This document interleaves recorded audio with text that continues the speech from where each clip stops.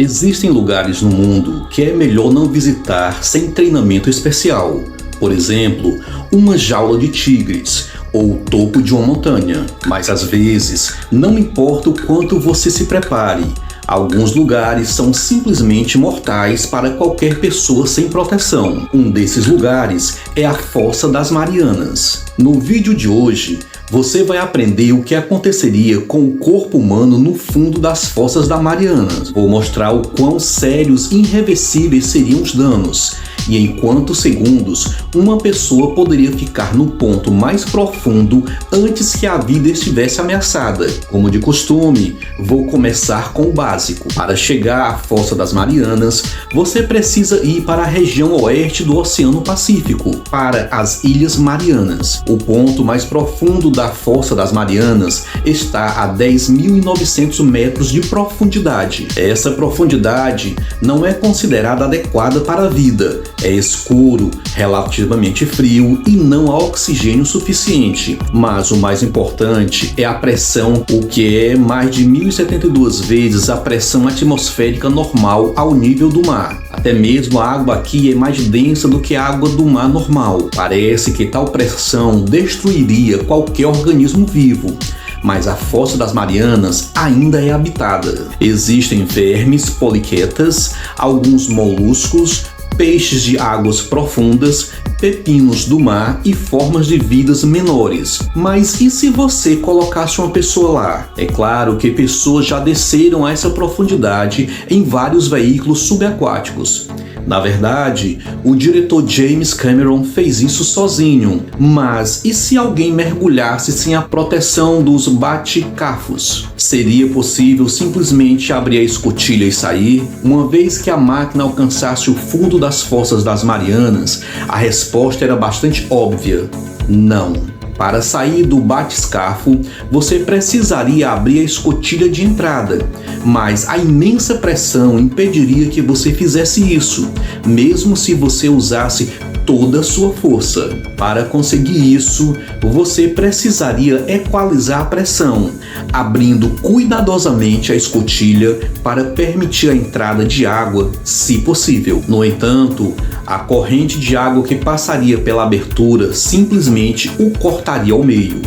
Após algum tempo, a pressão interna e externa se igualaria e a escotilha se abriria, mas você não faria diferença. Em geral, dar um passo estando a uma profundidade de 11.000 quilômetros não é possível, portanto, você teria que usar sua imaginação. Vamos supor que a humanidade já tivesse inventado o teletransporte e estivesse usando-o ativamente, talvez até mesmo enviando alguns loucos para a Fossa das Marianas. A diferença de pressão entre o interior da pessoa e a pressão externa ao atingir essa profundidade seria muito grande. Essa diferença de pressão levaria ao esmagamento do corpo humano.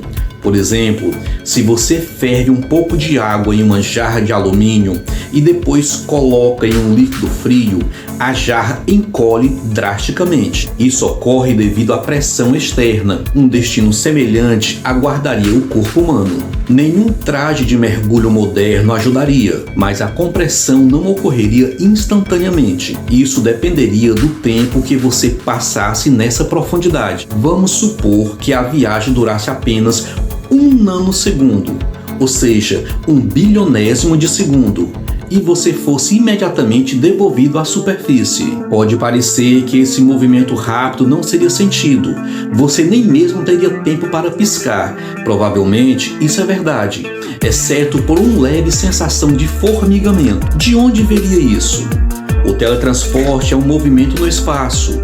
Se um objeto tem massa, seu movimento rápido de um ponto a outro deve ocorrer com um grande gasto de energia para aceleração.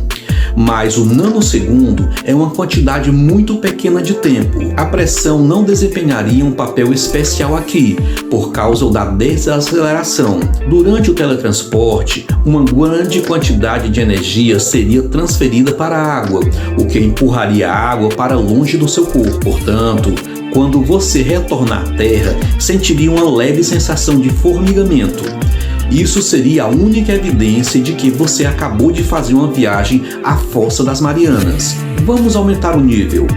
O que aconteceria se você passasse 1000 avos de segundos no fundo do mar? Isso é ainda mais rápido do que piscar os olhos. Provavelmente uma pessoa não seria capaz de perceber sua teletransportação. No entanto, definitivamente sentiria isso. Dessa vez, eles estariam lá tempo suficiente para que a pressão externa causasse um forte espasmo. Em um momento, você estaria de pé em um teletransportador e um segundo depois, sentiria uma forte dor por todo o seu corpo. Isso não causaria danos internos ou externos. O corpo não seria deformado e você continuaria vivo. Agora, 100 avos de segundos no fundo das Fossas Marianas. Isso seria tempo suficiente para uma mudança terrível. Desta vez, o espasmo seria mais forte. Uma pessoa poderia morrer de dor pelo choque. Apesar de parecer saudável, seus órgãos estariam danificados. É assim que o impacto de armas de fogo no corpo humano funciona, causando um choque hidrostático. Agora, 1/10 de segundo. O que normalmente parece curto momento pareceria uma eternidade na Fossa das Marianas. Não porque o tempo se move de forma diferente lá, mas porque, nesse período, a pressão definitivamente teria tempo suficiente para matar uma pessoa. Certamente, quando você fosse teleportado automaticamente, prenderia a respiração. Afinal, você estaria prestes a mergulhar. Mas isso seria um erro. Devido à diferença de pressão, os pulmões seriam instantaneamente destruídos. Provavelmente eles seriam simplesmente dilacerados. Os outros órgãos também não escapariam desse destino. A pessoa retornaria à superfície já morta, mas ainda pareceria uma pessoa. E um segundo, talvez haja tempo para sentir a temperatura da água, mas é improvável que você perceba o que aconteceu. Isso seria tempo suficiente para as Fossas das Marianas literalmente esmagar uma pessoa completamente. O corpo não apenas estaria danificado, mas também teria tempo para se encher de água. A enorme pressão forçaria a entrada de água. Todos os vasos sanguíneos já teriam se rompido e a cor da pele seria rosada. A pessoa pareceria uma boneca feita de carne e ossos, ou um personagem de um filme de terror. E se não usássemos o teletransporte? Talvez uma pessoa teria mais sorte se descesse gradualmente até o fundo. Talvez pudesse se adaptar às mudanças. No entanto, uma profundidade de 11 quilômetros é muito tempo para segurar a respiração. Além disso, a pressão aumentaria a cada mergulho de aproximadamente 10 metros. Talvez pudéssemos chegar ao fundo rapidamente. A descida abrupta teria o mesmo efeito que a teletransportação.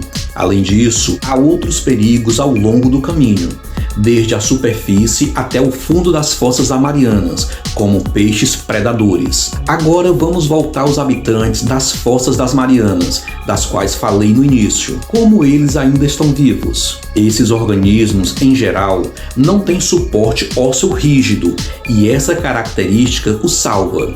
A pressão das Fossas das Marianas transforma vidro e madeira em pó, enquanto na superfície as mesmas criaturas podem se transformar em gelatina. Para sobreviver no fundo das Fossas das Marianas, os habitantes das profundezas do mar se adaptaram às condições. Provavelmente isso ocorreu simultaneamente com o movimento das placas litosféricas, à medida que a fossa se tornava mais profunda. Todos os ancestrais dos pepinos do mar se adaptaram, e aqueles que não o fizeram simplesmente morreram. Se você gostou do vídeo, deixe um like e compartilhe esse vídeo com seus amigos. Meu nome é Raimundo Filho, te vejo no próximo vídeo. Tchau!